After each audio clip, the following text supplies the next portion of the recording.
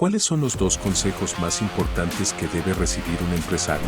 Hoy en el podcast Hacer Empresa con S, Alex Barbosa y Jorge Sancheza te darán esta y más respuestas. Bienvenidos a Hacer Empresa con S de ser.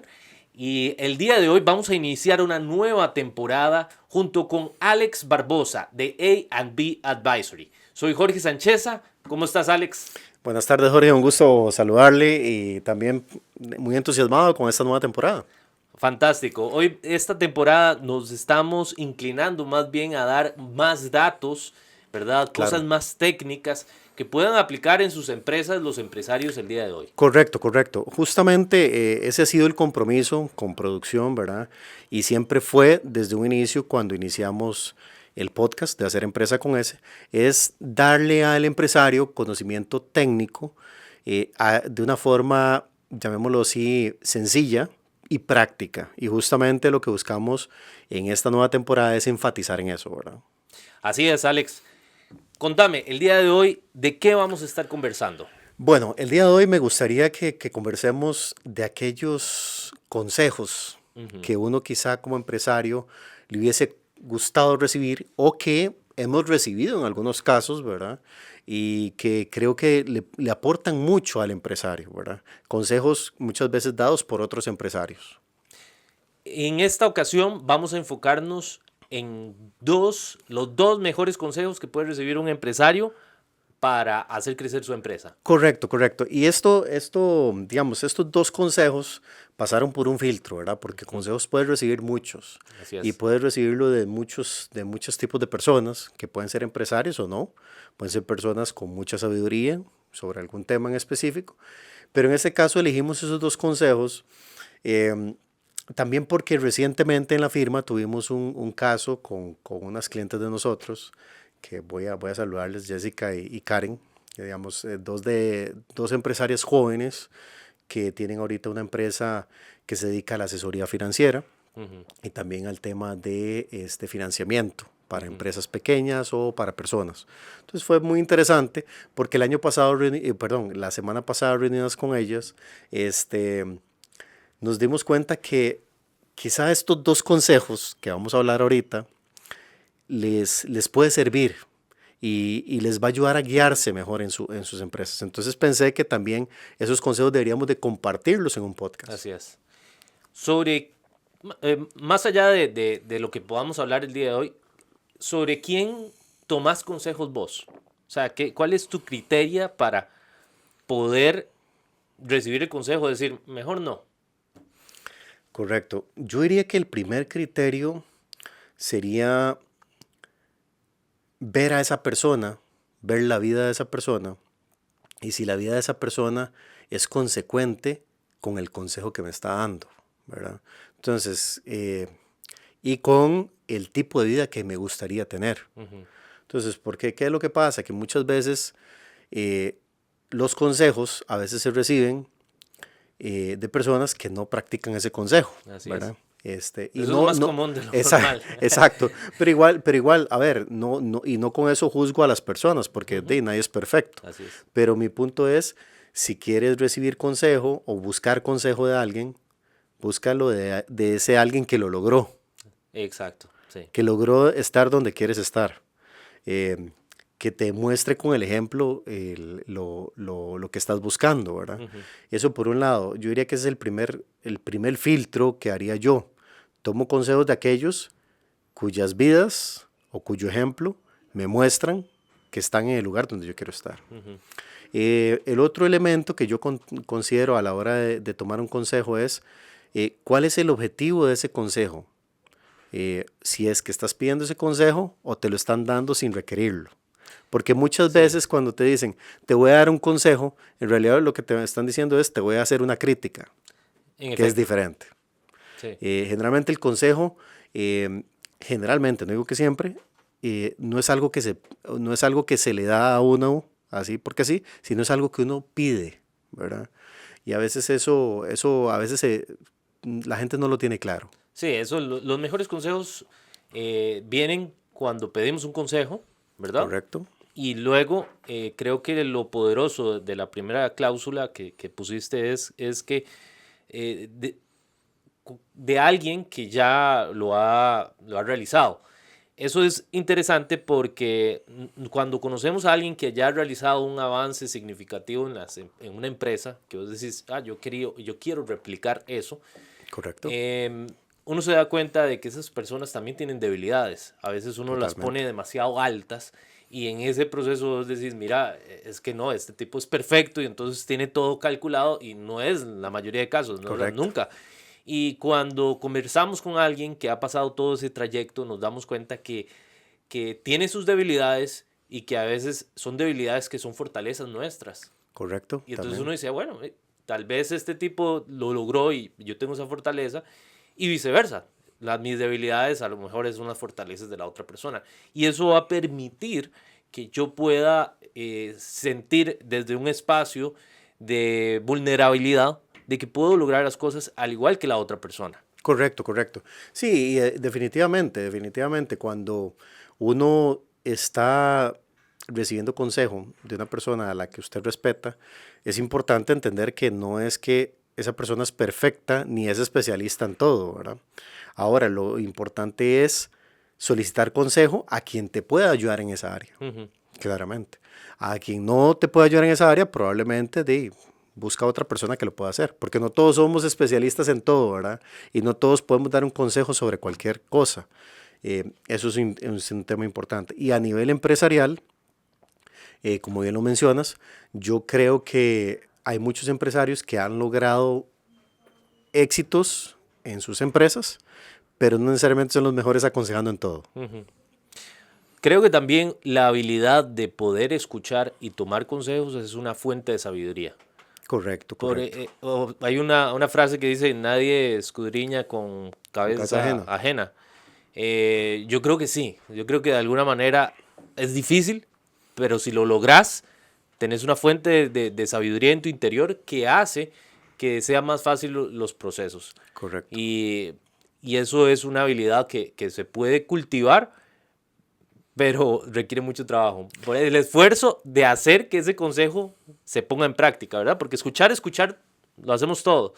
Pero si nosotros llegamos y tomamos acción sobre el consejo, ahí es donde se marca la diferencia de que si es un consejo nada más porque te caigo bien o me caes bien y te voy a escuchar, te respeto y voy a tomar ese consejo. Con el tema de recibir una recomendación, un consejo de alguien, yo creo que siempre hay que pasarlo por un filtro, ¿verdad? Por ejemplo, vamos a ver, voy a tomar un caso particular. Bueno, en el área de empresarial, un consejo: nunca realice, digamos, inversiones altamente riesgosas con financiamiento. ¿Ok? Ese es el típico consejo que podría darte cualquier empresario. Ahora, puedes pasarlo por un filtro. Puede ser que sea una muy buena opción de inversión en ese momento y que después de reflexionarlo, analizarlo, sopesar los pros y los contras, determines que a pesar de que ese consejo puede ser bueno, decides no seguirlo, ¿verdad? Yo creo que eso es un tema importante. Tampoco vas a vivir la vida en el fondo es para vivirla, y también las vas a vivir desde tu experiencia personal. El consejo te ayuda a guiarte, pero no tiene por qué ser una mordaza en tu vida, ¿verdad? Eso creo que eso es fundamental, ¿verdad? A veces las personas viven recetas de otros, pasan viviendo sus recetas, las de otros, aprendidas por otros, sugeridas por otros. Y puede ser que sí, se eviten muchos problemas, pero también la pregunta que uno se hace es, ¿están llegando donde deberían llegar? Ahora, ¿cómo yo determino una tasa de riesgo? ¿Verdad? De saber cuándo un consejo es bueno, cuándo es malo o cuándo me la quiero jugar. Muy buena pregunta. Por lo menos desde mi perspectiva, en los negocios hay algo que se llama aversión al riesgo. Todos tenemos diferentes niveles de aversión al riesgo, es decir, todos aceptamos o toleramos ciertos niveles de riesgo de manera diferente. Hay personas muy adversas al riesgo, entonces que son personas que, digamos, les gusta tomar decisiones, digamos, con tal de obtener muy buenos resultados, y hay otras personas que son muy cautelosas, son muy eso se llama conservadoras respecto al tema del riesgo. Entonces yo diría que eso es un tema muy personal, ¿verdad? O sea, Claro, lo que para vos es muy riesgoso puede ser de poco riesgo para otras personas. Sin embargo, todos coincidimos de que si te tiras de un puente, probablemente ajá, te vas a golpear, ¿verdad? claro, Entonces, hay cosas que sí, hay cosas que no puedes obviar, ¿verdad? Aquí lo importante es que sea un riesgo calculado. ujú, ¿Ok? Si eso es lo que, si por ahí va tu pregunta, o sea, claro, sí, calcula el riesgo y puedes vivir con ese riesgo. ¿Estarías dispuesto a asumir las consecuencias de equivocarte? Porque esa es otra cosa que a veces la gente dice, o sea, no tomo una decisión porque me da miedo equivocarme. Bueno, pero puede ser que hay personas que dicen, voy a tomar esa decisión y puedo vivir con el hecho de que me equivoqué. claro. Ay, y eso también es importante, por ejemplo, creo que lo hace más fácil cuando trabajas como una sociedad y ya tenés varios socios y que yo tal vez quiera hacer una inversión arriesgada, pero en algún momento los otros socios dicen mejor no, y a partir de las decisiones que se tomen en conjunto, pues se toma o no. Digamos, eso es una de las ventajas de tener una sociedad conformada junto con otros socios. Eso también hay que determinar que el riesgo, y eso me gustó mucho, no, o sea, una persona que tiene 70 años no va a Claro, tomar las mismas decisiones de riesgo que una persona de 20 años. correcto. Y también otro punto interesante que he encontrado es que, por ejemplo, eh, por ejemplo, si vos trabajas mucho con acciones, ¿verdad? Hay Ujú. acciones conservadoras que puedo comprar y sé que a largo plazo me van A a redituar, ajá, exacto. Hay otras que son más riesgosas. Entonces los porcentajes que claro, vaya a utilizar no van a ser los mismos. claro, O tal claro. vez vos decís, mira, voy a apostar tanto, un porcentaje de un 60 o 70, 80%, y a las más riesgosas un 20%, y así si se cae, pues no me llevo tanto El golpe, el golpe. claro. Entonces, explícame un poco más acerca de eso, que precisamente fuiste vos el que me enseñó de eso. Sí, vamos a ver. Eso lo que estás hablando es de la relación riesgo-beneficio, ¿verdad? O sea, claramente toda decisión tiene un costo, ¿verdad? Y toda decisión tiene un beneficio asociado, ¿ok? Entonces, ese costo podemos ya traducirlo en un riesgo, ¿verdad? O sea, yo puedo tomar una decisión, digamos, y asumo el riesgo de perder, pero también estoy asumiendo la posibilidad de ganar, ¿ok? Ujú, Entonces, claramente la definición de esa tasa de riesgo y esa tasa de rentabilidad tienen que estar emparentadas. Es decir, si yo asumo mucho riesgo, entonces debería estar dispuesto, o sea, me tendrían que dar mucha rentabilidad y viceversa. ¿Ok? Lamentablemente muchas personas no entienden eso, entonces dicen, bueno, le ofrecen una opción de inversión con mucha rentabilidad y no entienden que hay un riesgo asociado a eso. ¿Ok? entre Y a la más inversa, rentabilidad, evidentemente hay más riesgo. claramente, claramente. O si no, es estafa. O si, no, si es demasiado bueno, es porque no es No, cierto. no, y digamos, es estafa porque la rentabilidad sugerida era muy alta, Sí, entonces sí, el sí, riesgo era alto. claro. Entonces sí, sí, pero sí, correctamente, es correcto, digamos. Las personas muchas veces no entienden esa relación de riesgo-beneficio, ¿verdad? O riesgo-rentabilidad. O sea, están en paralelo, ¿ok? Entonces siempre es importante entenderlo. Ok. Nos vas a compartir el día de hoy una explicación, una masterclass tuya, ¿verdad? Sobre estos dos consejos tan Correcto, importantes y correcto. por qué lo deberían tomar cada empresario que quiere llevar su empresa al siguiente nivel. Entonces, adelante, Alex, explícanos qué es lo que nos traes el día de hoy. Correcto. Bueno, antes de propiamente mostrar el desarrollo de esos conceptos, que son conceptos técnicos que se utilizan mucho en el área de negocios, eh, y queremos presentarlos de una manera sencilla y práctica, que es fundamental, sencillo y práctico. Eh, la pregunta es ¿por qué presentar estos conceptos, verdad? Bueno, creo que es importante presentarlos por el consejo. Okay. Yo diría que el primer consejo que se le puede dar a un empresario, y que todo empresario debería de seguir, es que digamos que ya tienes la empresa, ¿verdad? Entonces ya has operado esa empresa durante 1, 2, 3 años, 5 años, 10 años, etc. ¿Ok? Entonces, ¿qué consejo le podrías dar a una persona que ya tiene su empresa? Entonces, el primer consejo le diría es, identifique aquello de su empresa en donde hay mayor valor invertido, y sáquele la rentabilidad que tiene que sacarle a eso. ¿Ok? ¿Qué significa eso? Ese consejo, por más sencillo que parezca, digamos, muchas veces no es tan obvio, ¿verdad? Entonces, muchas veces vemos a empresarios invirtiendo en sus negocios, en áreas de su negocio, donde invierten mucha utilidad de la empresa para desarrollar, qué sé yo, voy a hablar de algo, digamos, usted tiene una empresa que lo que se dedica es a desarrollar empaques, entonces resulta que quiere desarrollar en su empresa, digamos, que produce empaques, quiere desarrollar una tecnología de un empaque ecoamigable, ¿ok? Entonces empezás a invertir. Te apasiona la idea y le empezás a soltar dinero. Exacto. Y todas las utilidades que va generando la empresa. Entonces estás invirtiendo en una división de tu empresa, pero muchas veces eso no pasa por un análisis de qué retorno voy a tener de esa inversión. ¿Ok? Entonces, el primer consejo sería identifique aquello en lo que usted ha invertido y enfóquese en generar ingresos sobre eso. ¿Ok? Entonces voy a empezar el ejemplo, voy a levantarme un segundito. Adelante. Vamos a ver, ahí se escucha el micrófono, ¿sí? Estamos aquí primero en el... Ok.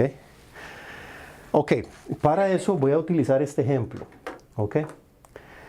Y para poder identificar aquello en donde usted tiene valor en su empresa, aquello de su empresa en lo que tiene valor, voy a seguir esta guía, ¿ok?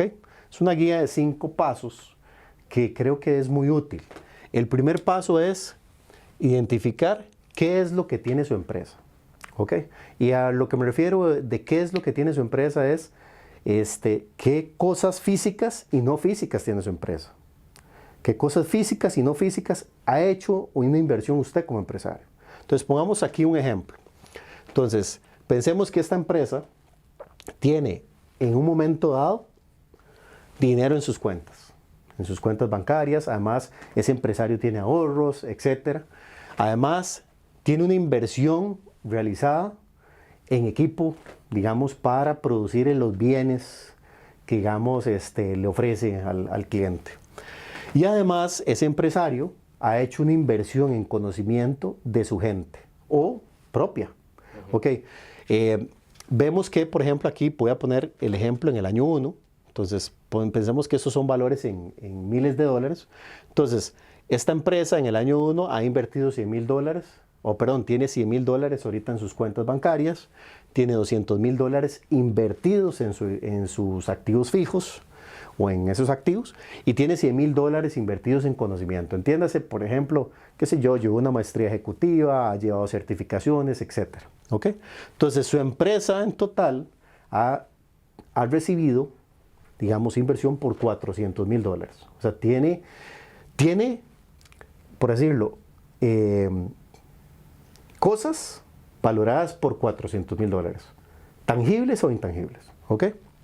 El segundo punto es, identifique aquellos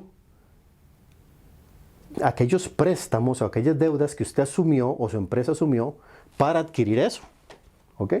Entonces ahí pensemos que usted tiene préstamos con una entidad financiera, un crédito hipotecario para esas propiedades, tenés créditos de consumo, tenés una línea de crédito que la tenés, no sé, al 50%, etc. Tienes préstamos. Ok, ¿para qué identificar lo que usted debe? O sea, ya identificamos lo que usted tiene. Ahora identificamos lo que usted debe. Y nos llevamos al tercer punto. Haga una simple resta aritmética. Todo lo que tengo menos todo lo que debo me da este valor. Pensemos que son $50,000. Ese es mi patrimonio. Eso es lo que se conoce como patrimonio. ¿Ok? Que si ese es el año 1, eso significa que antes tenía más y ahora me quedé con menos patrimonio, ¿cierto? No, eso significaría que a este año tu patrimonio son $50,000. O sea, tenías en este momento activos, bueno, o tenés, por así decirlo, todo lo que tenés vale $400,000. Ajá. Pero debes 350,000. Ok. Entonces, tu patrimonio a hoy son $50,000. Entiendo. Ok, esto que te estoy mostrando no tiene que ser sumamente detallado. Yo creo que todo empresario coincide en que puede identificar fácilmente dónde está el 80% de lo que tiene su empresa.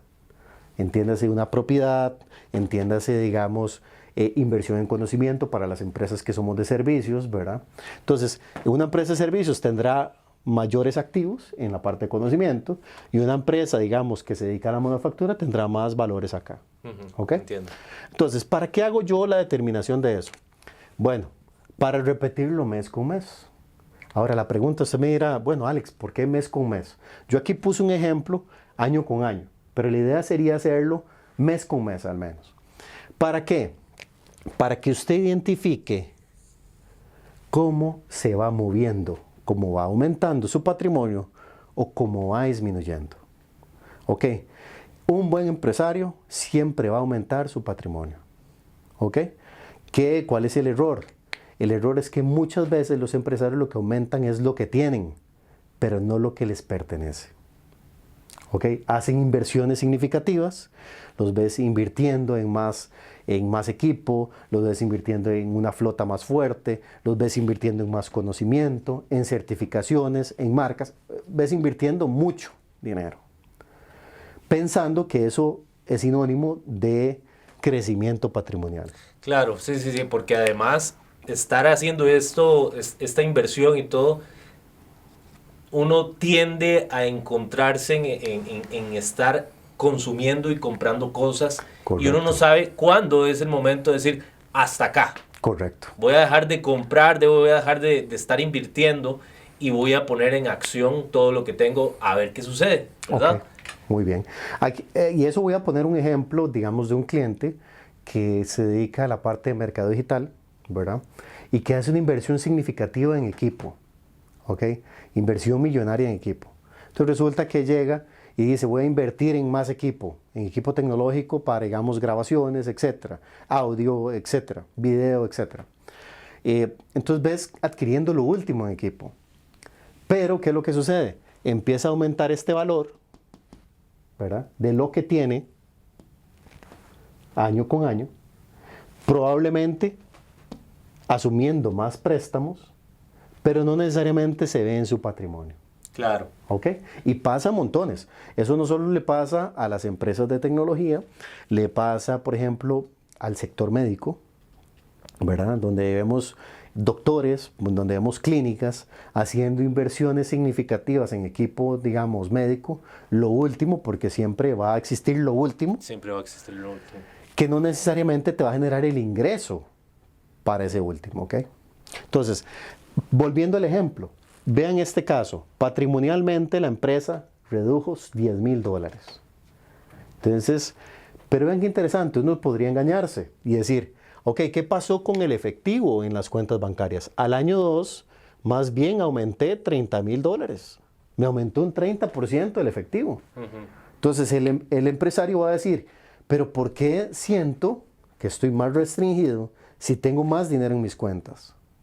Y eso pasa montones, porque no necesariamente el tener es sinónimo de poseer.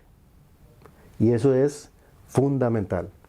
Entonces, como en este caso particular, vean cómo esta empresa aumenta lo que tiene, pero también aumenta lo que debe. En consecuencia, no está aumentando su patrimonio. Que patrimonialmente esta empresa en el año 2 tuvo una merma del 20% de su patrimonio, a pesar de que aumentaron sus activos, ¿ok? O lo que tiene, llamémoslo así. Entiendo. Ahora, ¿qué pasa con aquellos empresarios que entienden esto? Entienden que tienen que identificar aquello en lo que han invertido y lo que tiene valor y sacarle rentabilidad a eso. Pasa como lo que aparece en estas tres últimas columnas. Pensemos, este empresario, el mismo empresario, en lugar de hacer mayor inversión en conocimiento. Utiliza el mismo conocimiento, vea que no varía el conocimiento que había adquirido originalmente. Se quedó con la misma maestría y con las mismas certificaciones, con la misma capacidad, digamos, y entendimiento que tenía su equipo en ese momento. Se quedó con el mismo equipo, me refiero, el mismo equipo tecnológico, la misma infraestructura, se quedó con exactamente lo mismo. Y más bien lo que hizo fue empezar a pagar sus deudas y hacer mejoras en el día a día. ¿Ok?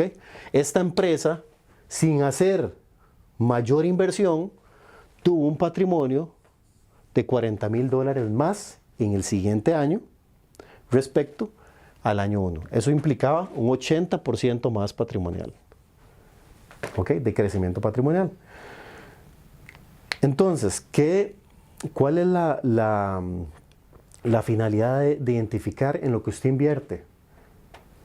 Primero, saber que a eso que usted, o identificar aquellas áreas más relevantes donde usted ha invertido, saber a qué es lo que le tiene que sacar a usted la rentabilidad. Ese es el primero. Y el segundo es darse cuenta que muchas veces tenemos cosas que no necesariamente nos están dando rentabilidad. Entiendo. Porque, por ejemplo, veamos el caso del año 1, el año 2 respecto al 1. Este empresario invirtió más en conocimiento, que no se vio reflejado en su patrimonio. Y pasa montones. Ves empresarios adquiriendo lo último en tecnología, ves empresarios manteniéndose a la vanguardia y no necesariamente están haciendo bien las cosas. Claro. Sí, tal vez la obsesión en la que nos comenzamos a envolver es tengo que ofrecerle lo mejor a mis clientes todo el tiempo. Exacto. Y tal vez no sea todo el tiempo, tal vez sea cada año o cada 2 años. Y saber que porque al final esto es para ganar. Correcto. O sea, todo empresario se mete en hacer negocios para ganar, no para simplemente... Y ahora dijiste algo muy interesante. Dijiste, yo voy a hacer, ¿cómo es? Voy a adquirir las cosas para darle lo mejor a mi cliente. La pregunta es, ¿tu cliente te está pidiendo eso que vos crees que te está pidiendo? ¿O es un misconception o es un error en concepción tuyo? Porque creo que eso es muy cierto. Y te voy a poner un ejemplo. En el caso de la empresa tecnológica, muchas empresas dirán, bueno, ok, mira, voy a mandar a mi personal a capacitarse con lo último digamos, en tecnología móvil. Qué sé yo, una nueva herramienta que te permite monitorear, no sé, la flota. Eso es una empresa de distribución, entonces vas a mandar a tu personal a capacitarte en eso. Invertes $30,000, $50,000 en esa capacitación. ¿Realmente tus clientes están percibiendo el valor de eso? No lo sé. ¿Cómo uno puede determinar si sí o si no? O ¿Cómo? ¿Usted haciéndole está facturando más? Es así.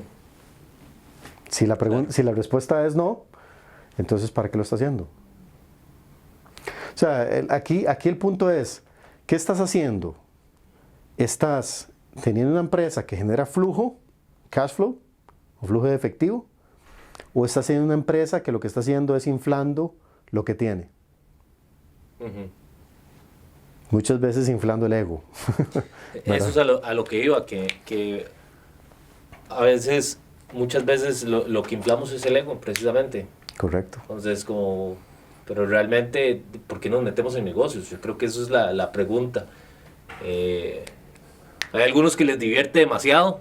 Correcto. Y eso está, pero al final si es de negocios y me divierte demasiado y no me está dejando dinero, tal vez no sea por ahí. No, y es insostenible en el tiempo. Y es insostenible en el tiempo. Claramente. Ahora, el segundo consejo que quería darles es, ok, bueno, está bien, ya identificamos aquello en donde he invertido más y tengo que sacarle rentabilidad. Entonces, pongámoslo acá. Sabemos que está metido en tu conocimiento y sabemos que está metido en tus activos. ¿Ok?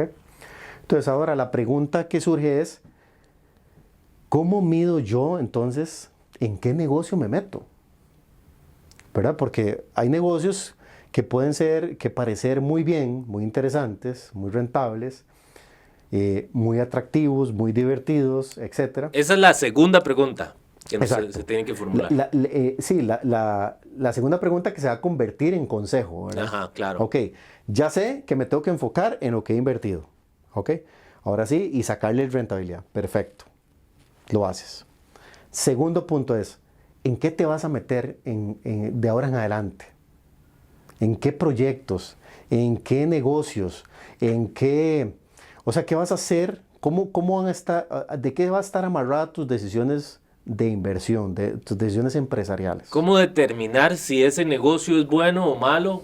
Si me voy a meter o no. Exacto. Entonces, ahí... Hay un número mágico para eso, un número que uno diga, un porcentaje importante. Eso dependerá, digamos, bueno, vamos a ver, todo negocio tiene rentabilidades diferentes, ¿verdad? No es lo mismo lo que genera una rentabilidad en un negocio de retail a lo que genera un negocio inmobiliario. No es lo mismo que la rentabilidad que genera un negocio de servicios a un negocio de tecnología. No son de venta de tecnología. No son rentabilidades iguales para todos, ¿ok? Entonces, pero vamos a ver, yo podría marginar un 50% en un servicio, mientras que vendiendo computadoras puedo marginar un 4, un 7%. Entonces la pregunta mía es, o la pregunta que haría es, ¿en cuál negocio te vas a meter? ¿En el de tecnología, que vendes y marginas un 4, un 7%, o en la empresa que da servicios y margina un 50%? ¿Cuál sería tu decisión? No, me voy con el del 50. ¿Por qué? ¿Por el retorno? Por el retorno, sí. Ok, te fuiste directamente al retorno. Claro. Ahora, la pregunta es, ¿cuánto tienes que invertir en uno u otro? Porque, vamos a ver, si yo, Claro, ya lo entiendo. Claro. si yo, para obtener ese 50%, tengo que dedicar el 100% de mi tiempo como empresario y el 100% de mi tiempo como empresario y podría tener otros problemas como escalabilidad de mi negocio. O sea, donde mi negocio depende solo de que yo esté ahí. Entonces el 50% no parece tan atractivo. No. Mientras que si, por ejemplo, en tecnología invierto una cantidad mínima, requiere menor supervisión, pero el retorno siempre es constante, el 4% parece atractivo. Entonces ahí surge esa decisión de qué negocio meterme, pasa por un filtro que se llama el Return on Investments. Entonces básicamente el retorno sobre la inversión. El retorno sobre la inversión lo que me dice es, ok, de lo que finalmente quedó en el negocio, si yo agarro eso que finalmente quedó en el negocio, lo que me generó el negocio al final del año, y lo divido entre lo que invertí, ¿verdad? En lo que invertí originalmente, ¿qué tasa de rentabilidad me da? Ok, veamos en este caso.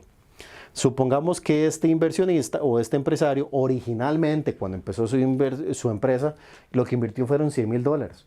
En este año 2 la rentabilidad sobre su inversión es de un menos 10%.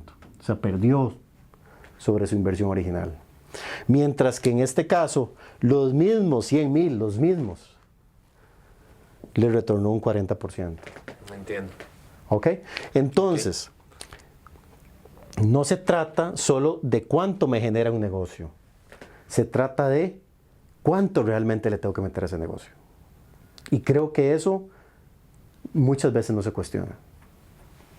¿Ok? Dicen, bueno, ok, pasa mucho ahorita. Por ejemplo, voy a poner ejemplos. Ahora que en Costa Rica hay como una explosión, cada cierto tiempo pasa eso con ciertos deportes, ¿verdad? Ahora se juega mucho pádel.